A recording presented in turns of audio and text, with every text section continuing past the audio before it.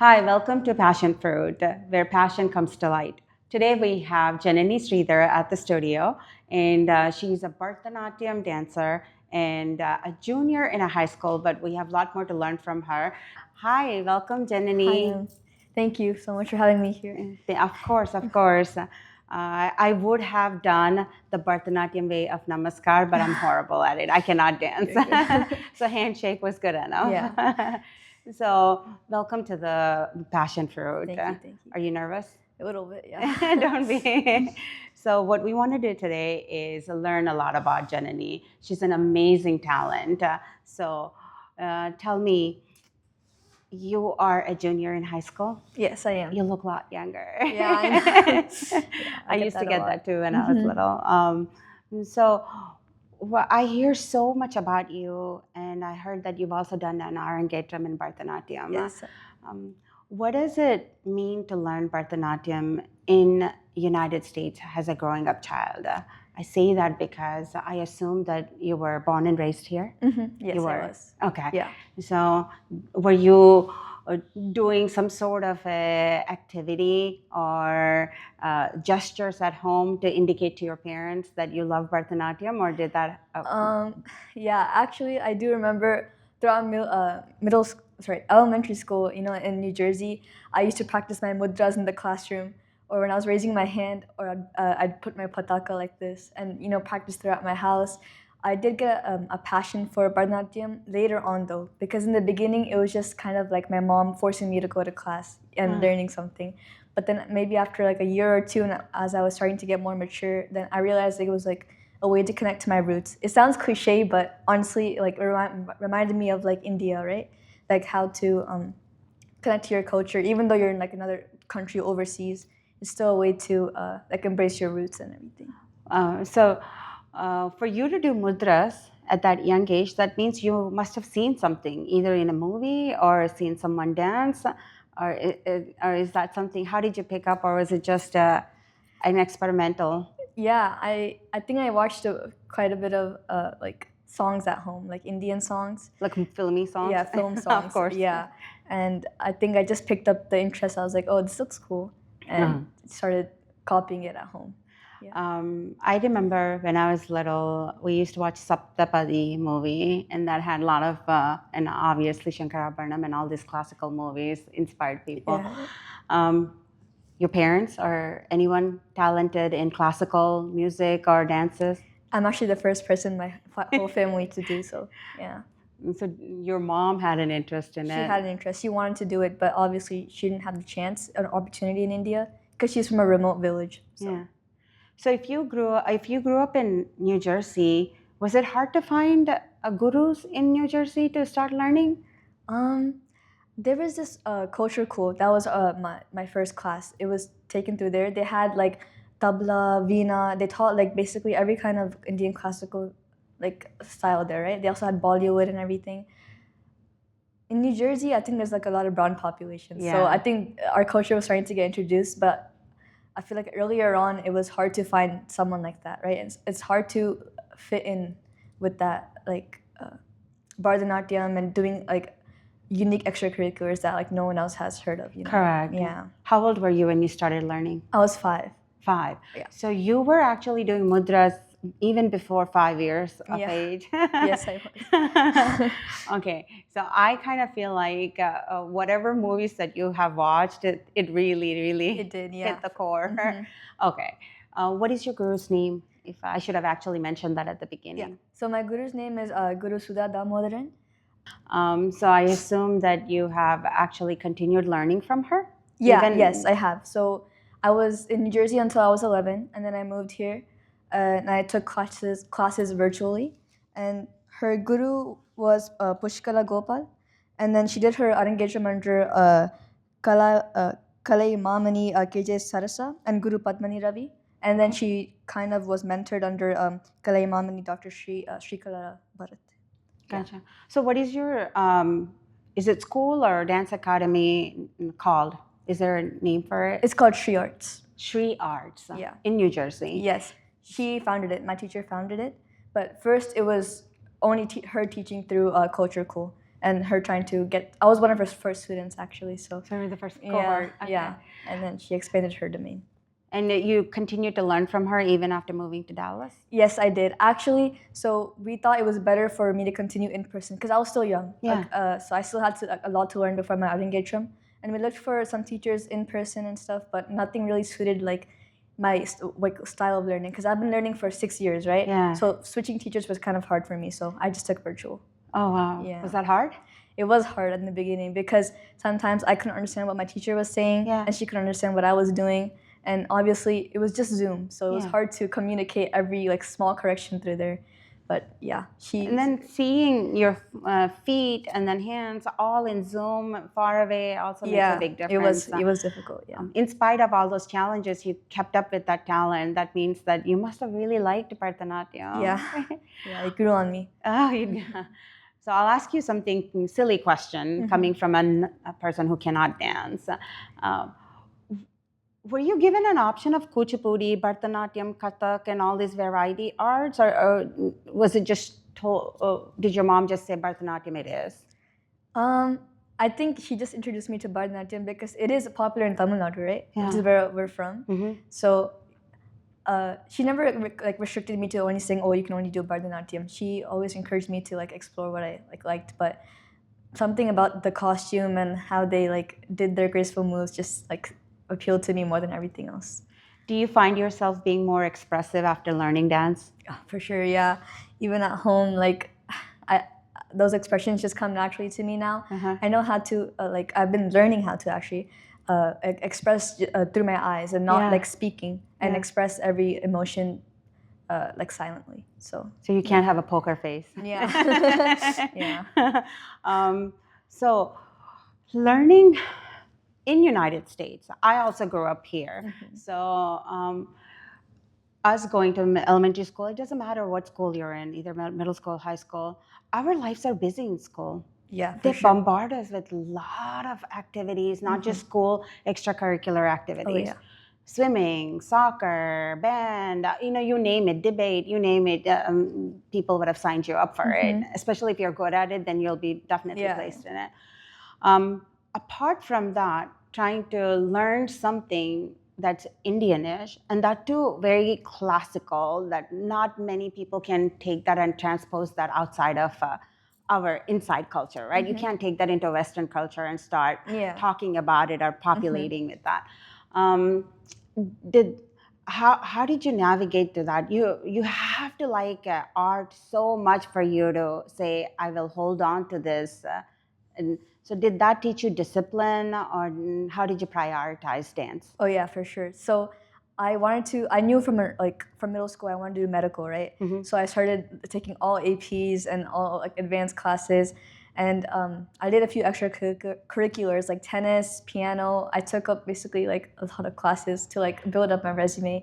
I'm also looking for research and everything like that. So it's been hard to navigate both of them, but my ultimate dream was to complete my Arangetram because seeing all these professional dancers and how they perform themselves on stage, right? They want to showcase their years worth of practice and everything like that.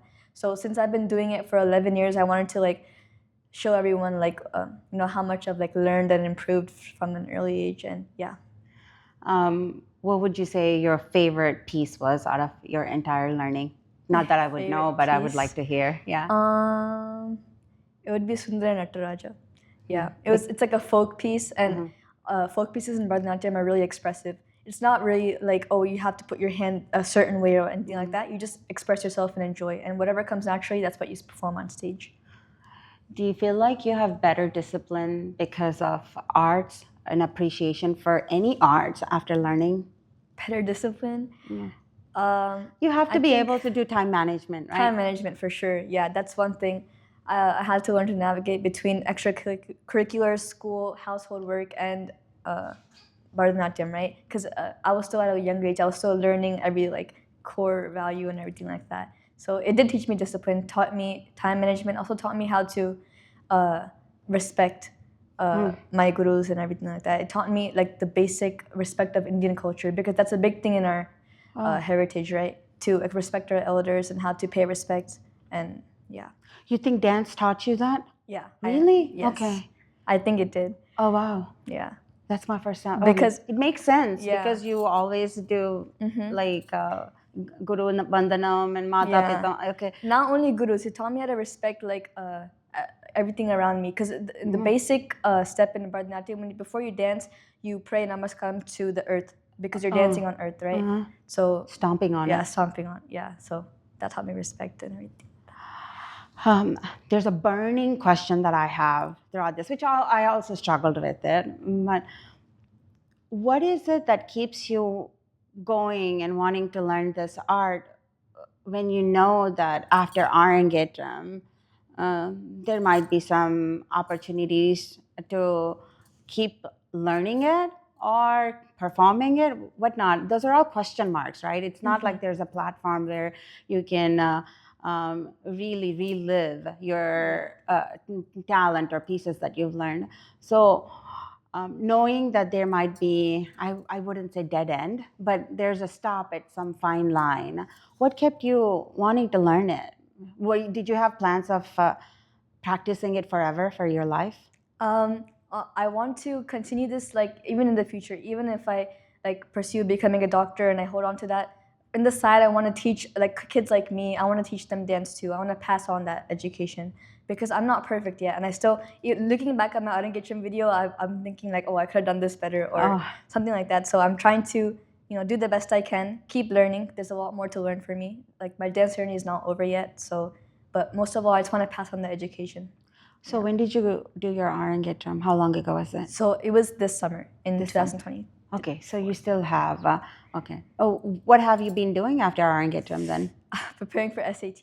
Yeah, yeah, that's all. Slight priority shift. Yeah. Okay. What do you think you'll do with your dance talent?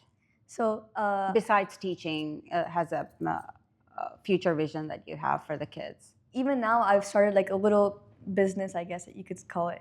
I teach kids in my community dance and music, singing, and I'm also teaching them lessons, like life lessons, like talking about like what are the Bharatanatyam pieces are about, like what gods they're about, what stories they can learn, what morals they have. Because dance is just not just steps, right? It's like more like morals, ethics, and everything like that. And that's interesting that you say that. It also taught you the morals and ethics. Do you feel like you understand Hinduism better? Oh, for because sure. of Bharatanatyam? Yeah, I learned a lot of stories from what I've been dancing because when you dance, you become that character in the story, right? Yeah. So yeah, I've learned a lot. Yeah. Has it always been a single, like a solo dancing, or do you also do like drama type of dancing where you're narrating a story or through a dance with other people? In New Jersey, when I was younger, we had like it was not only me; it was a lot of people learning with me. So yeah, we did some Krishna padams. Oh, wow. Yeah, where you had to. One person was the demon, one person was the one who was the god, right? So yeah, we did some group dramas and performed that. Yeah. I personally feel like that Shiva Tandavam and all that, it just gives me goosebumps. And then Aigiri Nandini, those type of high vibrational ones, definitely gives me such vibration. So with that said, few minutes ago, you alluded to the fact that you sing. Yeah. So you learned, I know you also mentioned about piano. So you've learned piano, music. So I assume it's Carnatic, not Hindustani, right? Carnatic singing, yes. Yeah, Carnatic singing. Oh, wow. Yeah. How do you do all this talent? So are your parents proud of you? I think so. Yeah, because they're the ones who put me into these classes, and I've been continuing it for my passion too. But in the beginning, I was doing it to make them happy too. So, yeah. Are you happy that you chose? Oh yeah, I'm really happy I stuck to it because looking back, it gave me like so many opportunities, right? Like I'm sitting here now talking about my dance journey and stuff, and I've been able to teach kids and like pass on that like interest and everything. And there's kids who've come to me like the same way as they've been forced by their parents to learn, right? But I've sparked that interest in them too, so that makes me happy that they've got that. Do you mentioned you're from Tamil Nadu? Do you speak Tamil?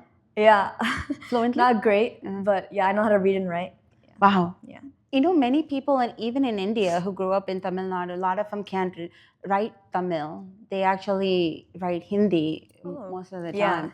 So that's pretty good. Do you feel like learning an art of such actually prompted you to understand and speak Tamil? Bharatanatyam wasn't really limited to Tamil language, you know. There was a Okay. lot of, like, mostly Sanskrit, Okay. you know. Yeah, there was a lot of languages. Okay. She taught, yeah. Are you ready for your SAT? I think so, yeah. Every weekend it's just been constantly preparing. Preparing. But yeah, hopefully it goes well.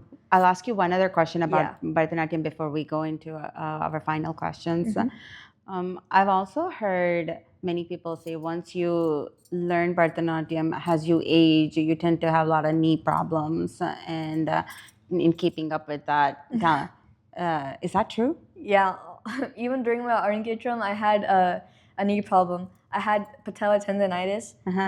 Every time I danced, my patella became swollen. Oh, wow. So I had to wear a knee brace in practice from Arangetram. And Arangetram is a vigorous practice. Yeah. And because of my injury, I had to shrink it down by 1/4. And I could still feel that pain and pressure on me, you know.